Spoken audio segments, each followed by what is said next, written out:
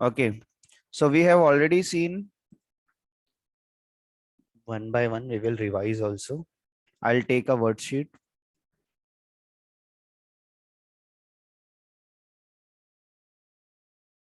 Okay, we have already completed up to factory overheads, that is arrived by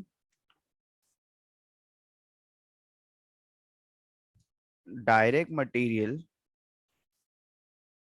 plus direct wages plus direct overheads. When you add them, you will get prime cost. So let's name them. It's A, it's B, and it's C. Okay. The combination of this is called prime cost. Prime cost is also called as direct cost. Okay. And it is a combination of A plus B plus C. Okay. So you have to remember this format very carefully, because in exam you will be getting objective type question. You may be given direct material, direct wages, direct overheads, then indirect something. So you may get confused. So you only have to add direct material, direct wages, and direct expenses. These three elements. Only direct cost needs to be added, so that you will be getting prime cost. Okay, prime cost is a combination of direct material, direct labor, and direct overheads. Okay, we have discussed in detail already. What happens next? Then comes factory overheads. Factory overheads we have already discussed in detail. This is factory overheads. ठीक है, एक से ज्यादा दिया होगा आपको inner column में लिखना है, ऐड करके आपको आउटर कॉलम में लिख लेना है.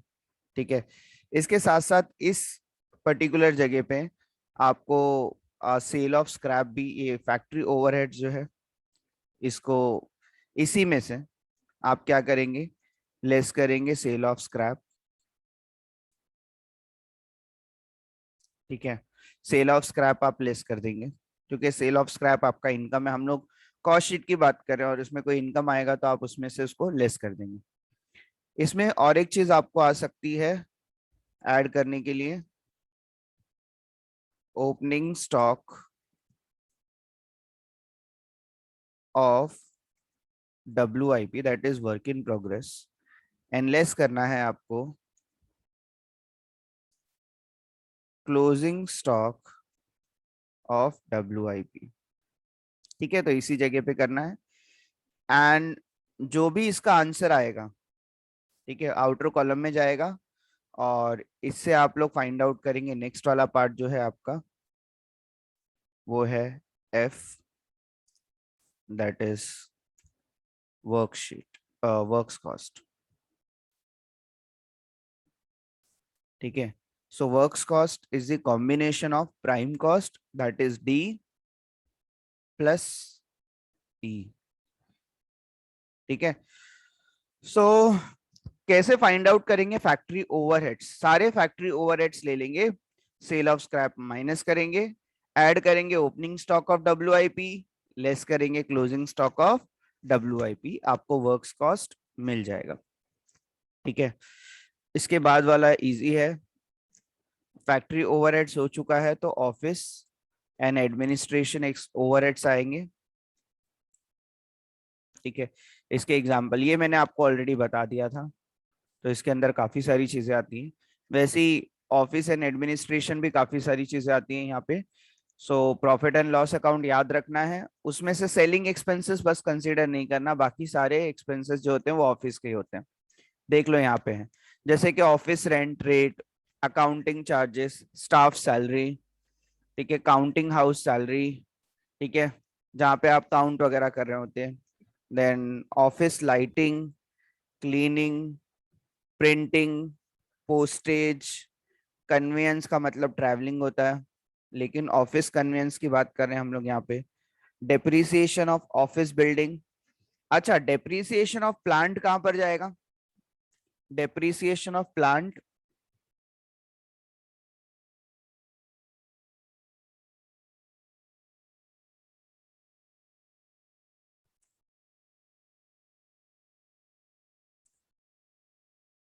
Is it Audible guys? Factory overheads. Factory overheads में जाएगा, बराबर ना? हम लोगों ने लास्ट टाइम पे डिस्कस किया था, इसलिए मैंने पूछा आप लोगों को। ठीक है। डेप्रिसिएशन ऑफ प्लांट कहां पर जाएगा? Depreciation of plant is a part of factory. ठीक है। वैसे डेप्रिसिएशन ऑफ ऑफिस इक्विपमेंट या फिर ऑफिस बिल्डिंग या फिर ऑफिस फर्नीचर, वो कहां पर आना चाहिए? Office and administration. उसी तरह से depreciation on delivery van is used in selling, तो वो सेलिंग में आएगा। ठीक है। सो हम लोग को एक्सपेंसेस जो है वो 4 कैटेगरीज में पहले तो डिवाइड कर देना। 4 कैटेगरीज मतलब एक एक्सपेंसेस आपका क्या होगा? Direct material, direct labour and direct overheads, ये आपकी एक कैटेगरी हो गई। दूसरा फैक्ट्री ओवरहेड्स, तीसरा ऑफिस ओवरहेड्स, और चौथा सेलिंग ओवरहेड्स। ठीक है। तो एक्सपेंसेस ये 4 कैटेगरी में डिवाइड होंगे। ये तो एकदम श्योर होता है कि इसके अंदर सिर्फ डायरेक्ट ही चीजें आएंगी। ठीक है। फैक्ट्री में जो इनडायरेक्ट जो फैक्ट्री के एक्सपेंसेस होते हैं वो वहां पर आ जाएंगे। ठीक है।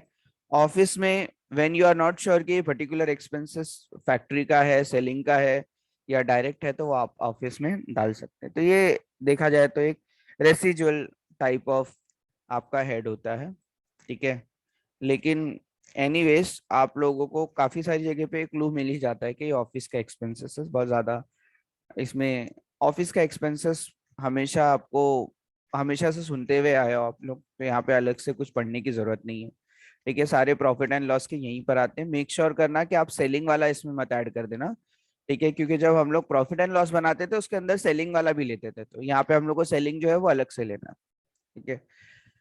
आ, ये फर्नीचर है, ये भी जनरली हम लोग मान के चलते हैं ऑफिस में यूज होता है। ऑफिस इक्विपमेंट तो ऑफिस में ही यूज होगा।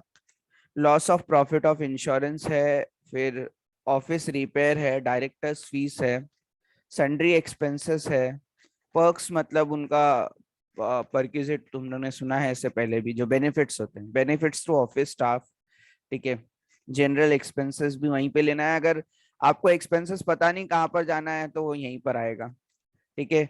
Over time to office staff, legal expenses, ठीक है, ऑडिट फीस, ये सब चीजें कहाँ पर आएगी? आपके ऑफिस एक्सपेंसेस में आ जाएंगी। ठीक है। तो मैंने आपको फैक्ट्री का कुछ कीवर्ड्स आपको मैंने बताया था कि फैक्ट्री आपको याद रखना है वर्ड फैक्ट्री से।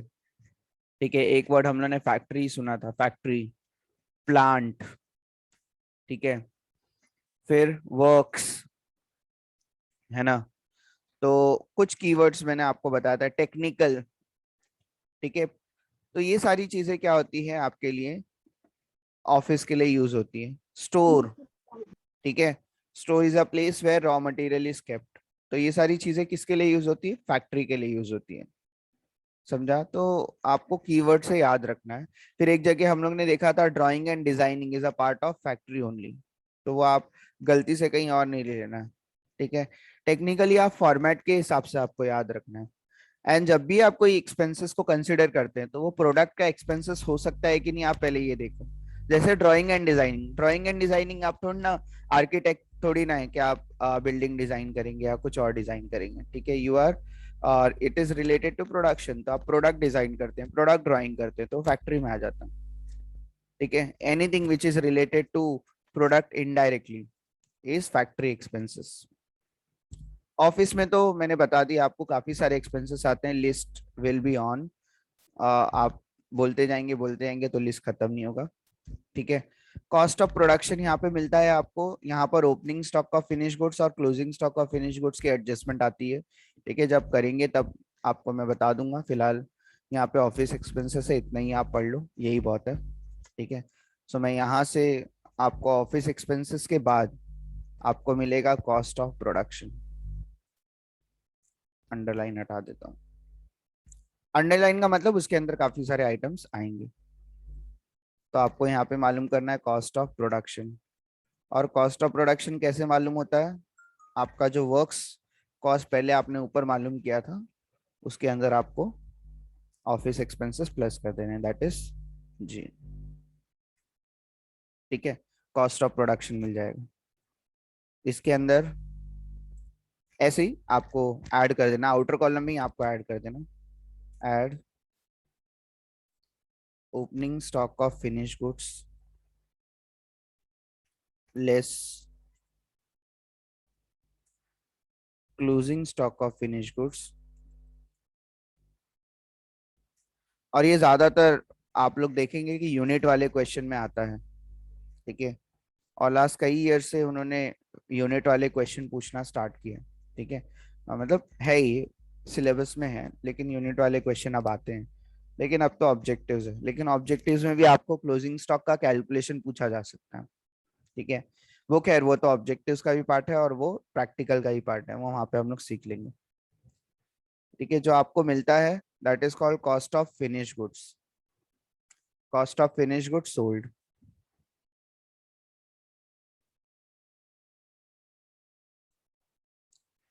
Cost of finish goods sold. ठीक है, इसका आंसर ऐड और लेस करने के बाद जो मिलता है आपको, उसको आप लिखते हैं cost of finish goods sold. अब लास्ट एक्सपेंसेस की बारी है।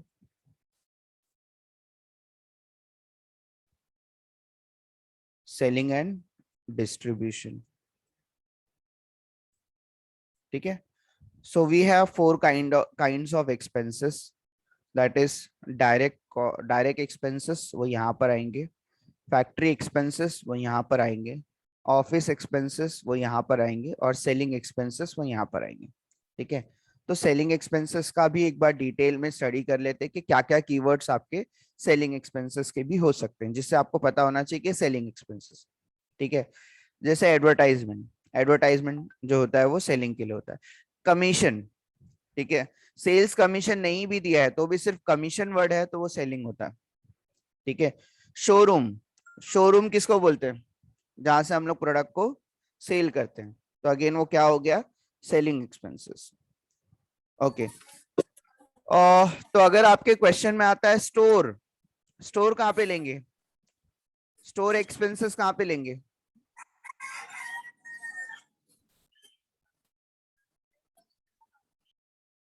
Okay, tell me, store expenses आपके कहाँ पर आएंगे?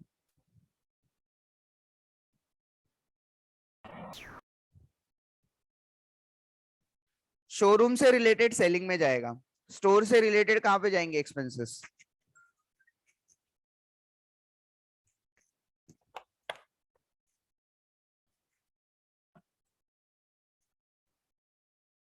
Is it Audible?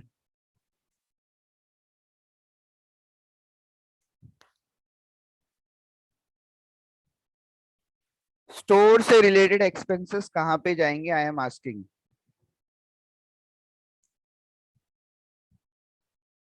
Store keeper salary, ठीक है, फैक्ट्री। फैक्ट्री में। ठीक है, और शोरूम से रिलेटेड क्यों बार बार पूछ रहा हूँ? ठीक है, इसके पीछे एक रीजन है। फिर आप जाके क्या करेंगे? वही काम करके आएंगे जो हमेशा करते हैं। ठीक है, स्टोर को सेलिंग में लिख कर आ जाएंगे। ठीक है, सेलिंग में स्टोर का कोई काम नहीं है, सेलिंग में वेयरहाउस का काम होता है, शोरूम का काम होता है।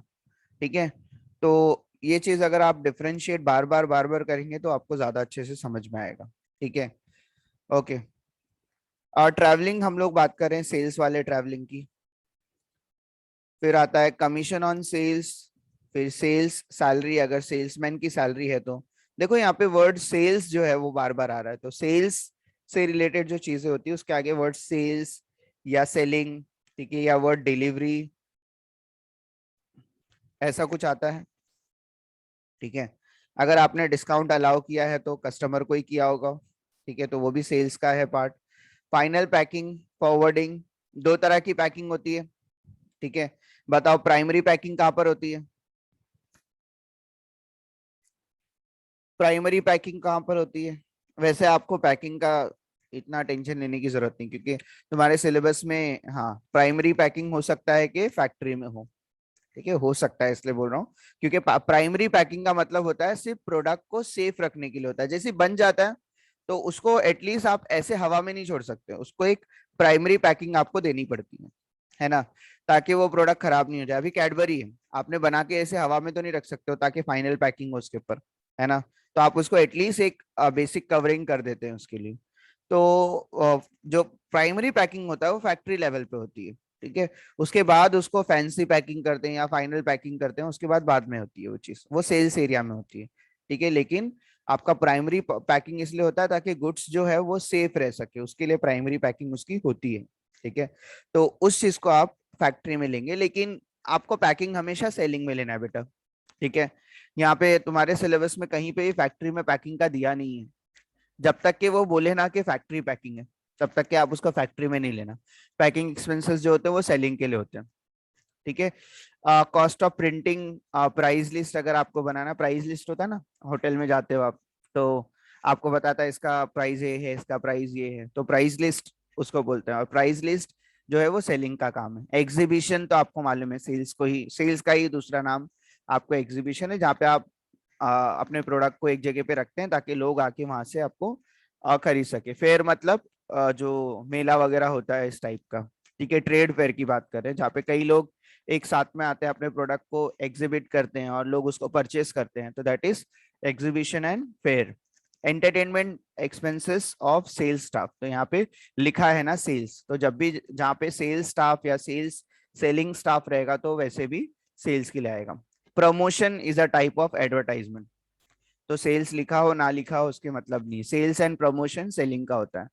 ठीक है, सैंपल्स एंड गिफ्ट्स ये भी एडवर्टाइजमेंट का पार्ट है। सैंपल्स मतलब आपके घर में आते हैं ना, बोलते हैं ट्राई करके देख लो, पसंद आया तो लेना, तो दैट इज सैंपल्स। ठीक है, आफ्टर सेल सर्विसेज मतलब एक बार सेल हो गया उसके बाद की जो सर्विसेज है वो भी तो सेल्स में जाएंगी। सर्विस एक्सपेंसेस, डेमोन्स्ट्रेशन का मतलब मालूम है किसी को? Demonstration, demo, demonstration Demo. किस में यूज होता है डेमोन्स्ट्रेशन?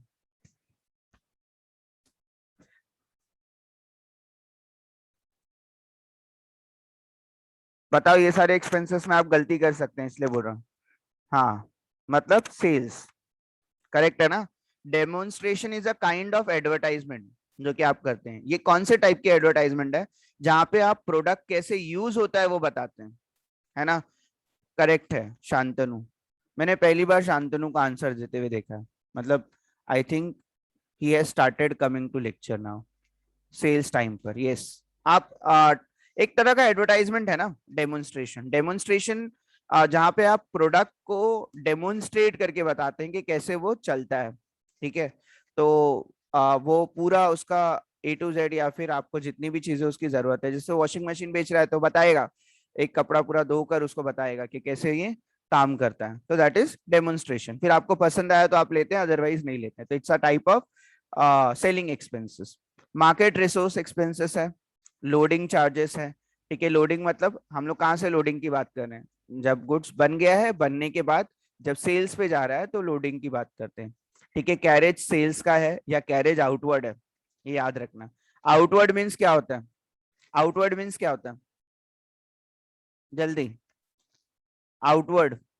अकाउंटिंग में आउटवर्ड का मतलब क्या होता है और इनवर्ड का मतलब क्या होता है? इनवर्ड मीन्स, देखते हैं किस बच्चे का अच्छा बेसिक है। इनवर्ड मतलब क्या होता है और आउटवर्ड मतलब क्या होता है? कैरेज की बात नहीं कर रहा हूँ, दी वर्ड इनवर्ड और आउटवर्ड की बात कर रहा हूँ। जल्दी, outward sale, very good. Dhanalakshmi का एकदम आंसर बराबर है। Outward going outside, going outside means sales. ठीक है, आउटवर्ड मीन्स सेल्स, एकदम दिमाग में उठा दो, आउटवर्ड मतलब सेल्स होता है। ठीक है, और इनवर्ड का मतलब परचेस होता है। ठीक है, परचेस मतलब परचेस ऑफ रॉ मटेरियल। ठीक है, और it's a part of material, मैंने आपको बताया है यहाँ पे। ठीक है, आप मटेरियल मालूम करने के टाइम पे वहां पे उसको लिखते हैं। मटेरियल मालूम करने का फॉर्मूला क्या है? Opening stock of material plus purchase of material, ठीक है, plus carriage inward minus closing stock of material. Correct, बताया था ऑलरेडी आपको ये चीज, है ना। ओके नेक्स्ट, और क्या क्या चीजें हैं। एक्सपेंसेस ऑफ डिलीवरी वैन, अरे कहाँ गया, कैरेज ऑन सेल्स, हाँ। तो कैरेज आउटवर्ड यहाँ पर आएगा, आउटवर्ड मतलब सेल्स, इनवर्ड मतलब परचेस। तो परचेस जो होगा वो परचेस में जाएगा, that is purchase of raw material में जाएगा। सेल्स जो है वो सेलिंग एक्सपेंसेस है, इसलिए सेलिंग पे जाएगा। ठीक है, तो कैरेज ऑन सेल्स है या कैरेज आउटवर्ड है, दोनों सेम होता है। रेंट ऑफ वेयर हाउस, देखो रेंट ऑफ स्टोर कहाँ पे था, फैक्ट्री में। रेंट ऑफ वेयर हाउस कहाँ पर है, सेलिंग में। बेटा ये गलती नहीं करना, बार बार बोल रहा हूँ, ठीक है। Insurance and lighting of warehouse, तो वेयर हाउस वर्ड है, warehouse is related to selling. Expenses of delivery van, delivery van का एक्सपेंसेस हो गया, डिलीवरी वैन का रिपेयर हो गया, डिलीवरी वैन का आपका डेप्रीसिएशन हो गया। तो word delivery, delivery is related to sales, ठीक है। Delivery is related to sales. तो कितने सारे कीवर्ड आपने सेल्स में पढ़े जो कि सेल्स का है। एक तो सेल्स, अंडरलाइन हटा दो, एक तो सेल्स, दूसरा सेलिंग, तीसरा salesman, next outward, next delivery, ठीक है, नेक्स्ट वेयर हाउस, करेक्ट। ये सारी चीजें किससे रिलेटेड है, सेलिंग से रिलेटेड है। फिर एडवर्टाइजमेंट के जितने भी कंपोनेंट है, कमीशन, ठीक है, these are all related to your selling, ठीक है। कलेक्शन चार्जेस, मतलब जब आप कस्टमर से कलेक्ट कर रहे होते हैं, मतलब क्रेडिट पे दिया है तो आपने कलेक्शन चार्जेस जब लगते हैं तो दैट इज सेल्स। फिर ब्रांच ऑफिस एक्सपेंसेस, तो यहाँ पर एकदम क्लियर नहीं होता कि कहाँ का है, ऑफिस में जाएगा कि यहाँ पर जाएगा, लेकिन ठीक है। Cost of catalogue, cost of mailing literature, फिर कॉस्ट ऑफ टेंडर्स, ठीक है। शेख सफिया ने बोला डेमोन्स्ट्रेशन, डेमोन्स्ट्रेशन मतलब क्वेश्चन है आंसर है, हाँ आप सेल्स का लिख रहे थे ना, सेल्स में स्टेशन हाँ भी आएगा। हाँ हाँ demonstration, okay okay. Demonstration is a kind of advertisement, तो आप वहां पर अगर लिखते हैं तो भी चलेगा डेमोन्स्ट्रेशन, लेकिन याद रखना मैंने पेपर दिया था 2010 में, ठीक है, मेरे पेपर में था डेमोन्स्ट्रेशन, ठीक है। सो एकदम फर्स्ट टाइम डेमोन्स्ट्रेशन उस टाइम पे उन लोगों ने दे दिया था, तब तो डेमोन्स्ट्रेशन आप तुम लोग सुनते हैं कॉमन वर्ड है, लेकिन उस वक्त कॉमन वर्ड ही नहीं था ये डेमोन्स्ट्रेशन। तो बहुत ही डिफिकल्टी हो गई थी, डेमोन्स्ट्रेशन जाएगा कहाँ पे, ठीक है। एंड जब भी मैं कंफ्यूज होता था तो ऑफिस में ले लेता था, ठीक है। तो ये एक पर्टिकुलर एक्सपेंसेस मेरा रॉन्ग हो गया था, तो ये मेरा गंदा एक्सपीरियंस है।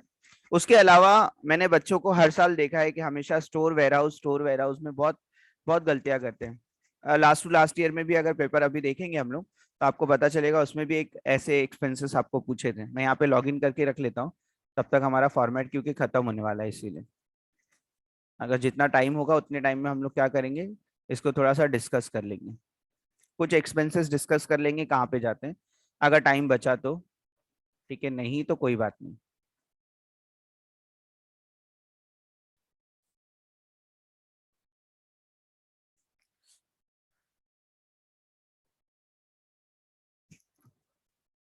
हम्म, इसको लॉग इन होने देते हैं। और सेलिंग का हो गया था हमारा, यहाँ पर आते हैं। ये सब भी चीजें हैं। Branch office expenses actually office expenses है, ठीक है। लेकिन अगर यहाँ पे सेलिंग एरियाज में अगर कुछ है ऐसे क्लियरली दिया है तभी आप उसको लेना, अदरवाइज नहीं, ठीक है। बहुत सारी जगह पे जैसे ट्रैवलिंग, तो वैसे तो हम लोग मानते हैं हमेशा सेलिंग एक्सपेंसेस है, क्योंकि ट्रैवलिंग कौन करता है, जो सेल्समैन होता है वही करता है, या फिर ट्रैवलिंग जो है वो ज्यादातर इसी के लिए यूज होता है, बट जरूरी नहीं है, ऑफिस स्टाफ की भी ट्रैवलिंग होती है ना। तो अगर आप कीवर्ड के ऊपर ज्यादा ध्यान देंगे तो आपको ज्यादा अच्छे से काम होगा। जैसे डिजाइनिंग एंड ड्राइंग जो है वो क्या है आपका, फैक्ट्री का एक्सपेंसेस है, ठीक है। Drawing office salary, word office दिया है बट फिर भी आप इसको ड्राइंग की वजह से आप फैक्ट्री में लेते हैं इसको, ठीक है। तो ये सब सारी चीजें ध्यान रखना, कीवर्ड आपके लिए बहुत इंपॉर्टेंट होते हैं कभी भी, ठीक है। फिर उसके बाद ये कैटलॉग, तो आपको पता है किसको बोलते हैं, डिटेल्स आपके प्रोडक्ट की उसमें होती है, कैटलॉग में होती है। ठीक है, तो वो सेलिंग के लिए वगैरह, कैटलॉग वगैरह जो होता है सेलिंग के लिए यूज होता है। आप बोलते हैं दुकान पे जाते हैं कि कैटलॉग दिखाओ, है ना, मतलब जब कपड़े लेने जाते हैं तो आप देखते हैं थोड़ी डिजाइन वगैरह देखते हैं, दैट इज वो कैटलॉग होता है उनका। ठीक है, कॉस्ट ऑफ मेलिंग लिटरेचर, ठीक है, मेलिंग मतलब आप सेंड कर रहे हैं, ठीक है, लिटरेचर वगैरह जो है वो आप सेंड कर रहे हैं। टेंडर्स का मतलब आपको मालूम है, जब भी मतलब टेंडर्स यहाँ पर सेलिंग एरिया से रिलेटेड इसलिए है क्योंकि लोग यहाँ पर क्या भेजते हैं आपके लिए, और मतलब पूरा टेंडर आपके पास भेजते हैं, आप उसको अगर एक्सेप्ट करते हैं तो आप उनको भेज देते हैं अपना गुड्स वगैरह जो, तो उसको टेंडर आप बोलते हैं। टेंडर का मतलब जनरली आप लोगों ने गवर्नमेंट वगैरह के केस में ज्यादातर सुना होगा, टेंडर्स जो होते हैं किसी एक पर्टिकुलर चीज के लिए इशू होता है टेंडर, जो टेंडर जिसको मिल जाता है, ठीक है, उसको वो प्रोजेक्ट मिल जाता है एक्चुअली। लेकिन यहाँ पर हम लोग टेंडर का मीनिंग यहीं पे लेके चल रहे हैं कि ये सेल्स वाला एरिया, मतलब कस्टमर जो है वो उसका टेंडर की बात कर रहे हैं, ठीक है, परचेस वगैरह से रिलेटेड नहीं है यहाँ पे, सेल्स वगैरह से रिलेटेड है। ठीक है, वैसे ये कुछ ज्यादा जरूरी नहीं है, आपको जो एक्सपेंसेस जहां पर आते हैं वो क्या होते हैं, कभी भी एकदम क्लियर होते हैं कि कौन से एक्सपेंसेस होंगे। एक बार हम लोग थोड़ा प्रैक्टिस करते हैं कि हम लोग को एक्सपेंसेस की कैटेगरी हम लोग बराबर से डिवाइड कर पा रहे हैं कि नहीं। मतलब ये 4 कैटेगरी में हम लोग को एक्सपेंसेस को डिवाइड करना है।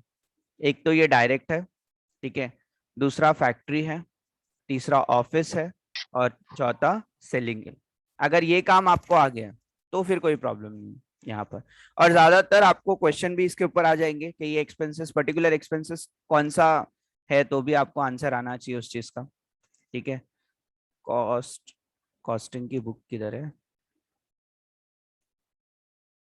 चेंज हुई क्या, cost accounting TY become same 6 है, same 5,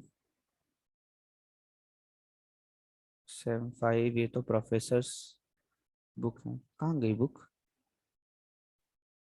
oh my God, book गायब हो गई। कोई बात नहीं, चलो यही ले लेते हैं।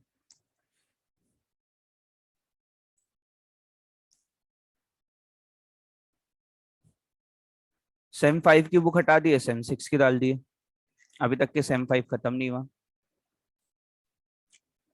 बहुत गलत बात है।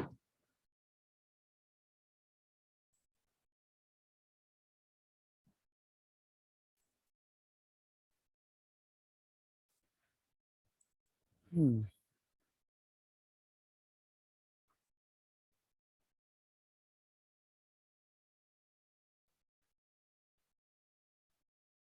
सोल्यूशन कहाँ से आ रहे हैं, छोटे छोटे क्वेश्चन है, थोड़ा आगे जाते हैं।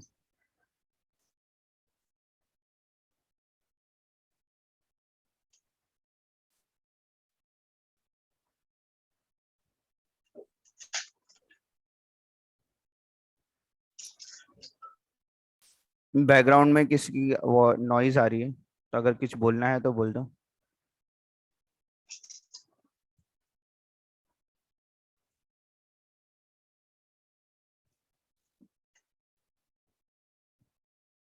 नहीं तो मैं म्यूट करता हूँ। हम्म, ये 2016 में क्वेश्चन पूछा था, वो आ गया है यहाँ पर, यहाँ से शुरू हो रहा है। Following is the detail furnished bye ABC limited. हम लोग सिर्फ आज इतना देखेंगे कि एक्सपेंसेस कहाँ पर जाना चाहिए। ठीक है, ये opening stock of finish goods है ना, ये आपका ऑफिस एक्सपेंसेस के बाद आता है यहाँ पर। ठीक है, यहाँ पर आता है opening stock of finish goods and closing stock of finish goods. ठीक है, ये कोई पर्टिकुलर एक्सपेंसेस नहीं है, ये एक एडजस्टमेंट होती है, ठीक है, कॉस्ट ऑफ प्रोडक्शन के बाद। तो फिलहाल इसको थोड़ा सा ये करके रखते हैं, इसको नहीं पढ़ रहे हम लोग। ओके, डायरेक्ट मटेरियल कहाँ पर जाता है,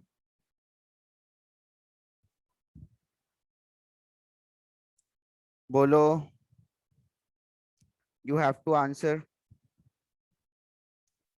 क्या आपको पता है डायरेक्ट मटेरियल कहाँ, prime profit cost, and prime cost, direct material prime cost का पार्ट है। ठीक है, मतलब डायरेक्ट मटेरियल में ही आता है, इसका एक अलग से ही हेड है, उसको कहीं आप ऐसे ही छोड़ेंगे नहीं। ठीक है, डायरेक्ट मटेरियल, डायरेक्ट लेबर और डायरेक्ट ओवरहेड्स, इनका अलग से ही हेड है। ठीक है, ये अपने आप में ही अलग अलग एक्सपेंसेस है। ठीक है, तो डायरेक्ट मटेरियल आप ऐसे भी बोल सकते हैं कि इट्स मटेरियल, खत्म। Depreciation on plant and machinery कहां पर जाएगा? Depreciation on plant and machinery, profit and loss. Profit and loss नहीं बना रहे बेटा हम लोग एक्सपेंसेस की कैटेगरी इस तरह से डिवाइड करेंगे, फैक्ट्री, ऑफिस और सेलिंग। किस में जाएगा depreciation on plant and machinery? Office. Factory overhead. Factory में, ठीक है। बताया था कोई भी एक्सपेंसेस अगर प्लांट और मशीनरी से रिलेटेड है तो किस में होगा? फैक्ट्री में होगा। आप इमेजिन करो प्लांट एंड मशीनरी कहां पर होता है, ठीक है, आप इमेजिन करो प्लांट एंड मशीनरी कहां पर होता है? फैक्ट्री में। और मैं इस चीज को रिजेक्ट नहीं कर रहा कि आप इससे पहले प्रॉफिट एंड लॉस में लेते थे उसको, ठीक है। इससे पहले आप प्लांट को प्रॉफिट एंड लॉस में लेते थे जब आप ट्रेडिंग कंसर्न कर रहे थे। मैन्युफैक्चरिंग में हम लोग ऐसा नहीं करते हैं। मैन्युफैक्चरिंग में कभी भी प्लांट कहाँ पे रखा होता है? फैक्ट्री में, ठीक है। प्लांट का मतलब क्या होता है? प्लांट एंड मशीन जरूरी थोड़ा है, आप कंप्यूटर को भी क्या बोलते हैं? मशीन ही बोलते हैं, है ना। लेकिन जब हम लोग मैन्युफैक्चरिंग कंसर्न में होते हैं तो प्लांट एंड मशीनरी का एग्जैक्टली मतलब क्या होता है कि ये आप वो प्लेस है जहाँ पे आप प्रोडक्शन कर रहे हैं, तो प्रोडक्शन मतलब फैक्ट्री रिलेटेड है, ठीक है। चलो आ गया, देखो डेमोन्स्ट्रेशन एक्सपेंसेस आ गया, बताओ कहां पर जाएगा? सेलिंग बोला सलेमान, सेलिंग है। अभी हम लोग ने थोड़ी देर पहले सीखा कि डेमोन्स्ट्रेशन जो है वो सेलिंग एक्सपेंसेस है। ओके, ये बहुत इंपॉर्टेंट है और मैंने आपको बताया भी है एग्जैक्टली लिखवाया था लास्ट टाइम पे कि expenses on special design. The word special जब आता है तो नहीं, दी वर्ड स्पेशल किसके लिए यूज होता है? वर्ड स्पेशल, चलो बताया था मैंने, आज नहीं बताया, ठीक है, इससे पहले बताया था वर्ड स्पेशल। वापस से बताना, हाँ एक बार वापस से बता दो। वापस से बताता हूँ बेटा। मैंने बताया था जब तुम लोग को डायरेक्ट एक्सपेंसेस में करवा रहा था, ठीक है, तो डायरेक्ट एक्सपेंसेस के अंडर मैंने आपको बताया था ये चीज कि डायरेक्ट एक्सपेंसेस में कुछ चीजें आप लोगों को याद रखना है, ठीक है। क्या क्या याद रखना है? ये कभी कभी डायरेक्टली नहीं दिया होता है, जैसे मटेरियल और लेबर होता है उस तरह से नहीं दिया होता है, लेकिन यहाँ पर कभी कभी दिया होता है आपको। देखो वर्ड डायरेक्ट यूज होता है, जैसे डायरेक्ट फ्यूल, ठीक है, डायरेक्ट इलेक्ट्रिसिटी, ऐसा दिया होता है वर्ड, ठीक है। डायरेक्ट डिजाइन, है ना, ऐसे वर्ड दिया होता है, वर्ड डायरेक्ट यूज होता है। और दूसरा वर्ड स्पेशल यूज होता है यहाँ पे, ठीक है। कई सारे एक्सपेंसेस के साथ उन्होंने स्पेशल वर्ड यूज किया है। तो वो स्पेशल जो होता है ना, जब भी आप वर्ड बोलते हैं special, it is specially for production और वो प्रोडक्ट को बनाने के लिए यूज होता है, ठीक है। तो जब वर्ड स्पेशल आएगा तो वो डायरेक्ट ओवरहेड का पार्ट होता है, ठीक है। फिर रॉयल्टी ऑन प्रोडक्शन भी बताया था आपको, ठीक है। ये चीजें याद रखना था आपको, किसके लिए? डायरेक्ट ओवरहेड के लिए, ठीक है। किसी भी एक्सपेंसेस में वर्ड स्पेशल आपको दिख जाता है तो इट इज डायरेक्ट ओवरहेड या फिर डायरेक्ट एक्सपेंसेस, जो भी आप बोलो। ओवरहेड और एक्सपेंसेस में हम लोग यहाँ पे डिफरेंशिएट नहीं कर रहे, ठीक है। सो वर्ड स्पेशल अगर आपको याद होगा तो मैंने आपको बताया था जब हम लोग डायरेक्ट एक्सपेंसेस कर रहे थे, मैंने कोई फॉर्मेट आपको भेजा नहीं मेरा वाला, लेकिन यहाँ पर अगर आप देखेंगे इस फॉर्मेट को आप देखेंगे तो इस फॉर्मेट में भी है वो, जब हम लोग गो थ्रू कर रहे थे तो उसमें हम लोग ने देख लिया था। कहाँ है एक्सपेंसेस? यहाँ पर है, इसमें देखो आपको दिखेगा वर्ड स्पेशल, ठीक है। यहाँ पे भी वर्ड है स्पेशल। आप कोई भी मशीन भी स्पेशल पर्पस के लिए लेकर आएंगे उसका भी जो एक्सपेंसेस होता है वो भी वहीं पर लिखा जाता है। अच्छा, ये जनरल मैनेजर सैलरी है, कहाँ पर आएगा? कोई भी general expenses, very good Shantanu, sales. Reshma very good, Safia very good, ठीक है। ऑफिस है ना। ओके, डिविडेंड रिसीव्ड तो नहीं आता। अच्छा, मुझे ऐसी भी चीजें आपको बतानी है जो कॉस्ट शीट में नहीं आती, उसका भी मैं आपको लिस्ट दे दूंगा। नहीं नहीं, डिविडेंड रिसीव्ड कहीं पे भी नहीं आता और कोई भी इनकम कहीं पे भी नहीं आता सिवाय सेल ऑफ स्क्रैप के। कोई भी इनकम कहीं पर भी नहीं लिखा जाता, डिविडेंड रिसीव्ड हो, रेंट रिसीव्ड हो, कमीशन रिसीव्ड हो, कोई भी हो, हम लोग कोई भी इनकम कहीं पे भी नहीं लिखते। वैसे गुडविल रिटर्न ऑफ भी हम लोग कहीं नहीं लिखते हैं। हाँ, तुम लोग को अभी तक के मैंने बताया नहीं, मैं आपको एक लिस्ट दूंगा जो कि कॉस्ट शीट का पार्ट होते ही नहीं, कुछ जो ऐसी चीजें जो कॉस्ट शीट का पार्ट नहीं होते वो हम लोग का बाकी है। डायरेक्ट वेजेस प्राइम कॉस्ट का पार्ट है, ठीक है। अच्छा, सेल्स प्रमोशन कहाँ पर आएगा? सेल्स प्रमोशन सेलिंग है, एडवर्टाइजिंग सेल, हाँ सेल्स, सेलिंग नहीं, सेलिंग सेलिंग एक्सपेंसेस में वो आ जाएगा। Very good, sales. ओके, ये बहुत इंपॉर्टेंट है। ड्राइंग एंड डिजाइनिंग एक्सपेंसेस बताओ, देखते हैं। Drawing and designing expenses, factory factory. अच्छा, ड्राइंग कीवर्ड किसका है?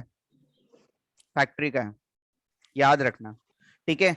अब तुम लोग कुछ टाइम के बाद वापस से ड्राइंग एंड डिजाइनिंग देखोगे तो उसको सेलिंग में ले लोगे, ठीक है। तो अपनी नॉलेज को जो है वो आप थोड़ा सा डिटेल में रखो अपने पास, कि ड्राइंग जो है वो सेलिंग का पार्ट नहीं है, drawing is a part of factory. गलती करते हैं यहाँ पे, इसलिए मैं बार बार आपको बता रहा हूँ, ठीक है।